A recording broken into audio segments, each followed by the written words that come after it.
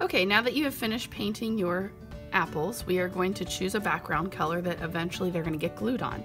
So I'll show you where to get those, and then when you come back to your seat, you're going to write your name and your room number on the back. So if you see, that is clear with the regular pencil. Then I'm going to flip it to the front side, and I will bring you some rubbing plates. So these are plastic things that have texture on them, and texture is the way something feels. You can even feel these on here. So I will bring you some to share at your table, and then I will also bring you the crayons that we're going to use. These are crayons that have already been peeled, so we will use those for the rubbing. So we're going to take one and put it underneath the paper. So if I want texture here, and then I'm going to pick a color that will show up on the green. The darker colors usually show up better, and I'm going to push fairly hard and get that texture all the way on there. Now if you look, I'm rubbing with the side. I am not coloring with the tip like I normally do. I lay it down, I hold the top while the bottom rubs the paper. And you can see I'm holding the plate still as well as the paper.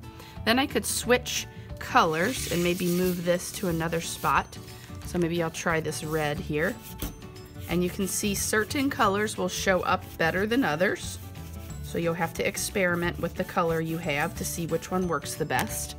I'm gonna also then change my rubbing plate as well, again, is my color. So I'm gonna hold it tight while I rub, and you can see this one has sort of like a shell texture. You can overlap them. The goal is to cover your entire paper with those rubbings. So you're gonna wanna move your paper around so that you can get those filled up. So nice big strokes, especially near the edge. It's important that you don't forget the edges. So this edge still has no texture in it. So I am going to make sure that I get some on there before I say that I'm completed with this.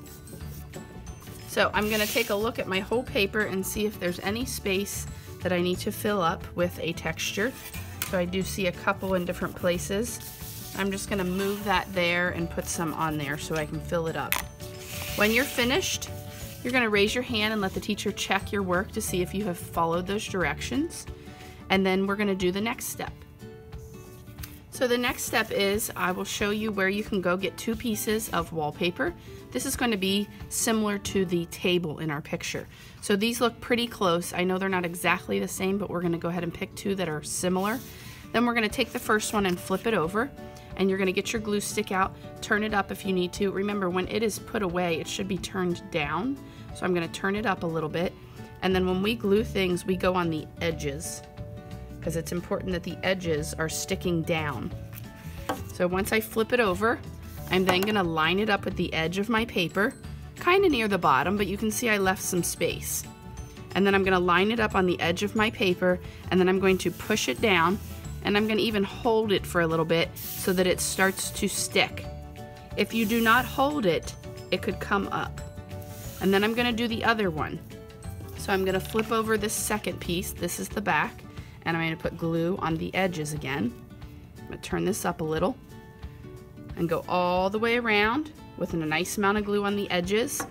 And then I'm going to do the same thing I did to the other side, but I need to line it up with this piece as well. So I'm going to line it up on the edge first, and then make sure I'm lining it up with this other piece so that they go together.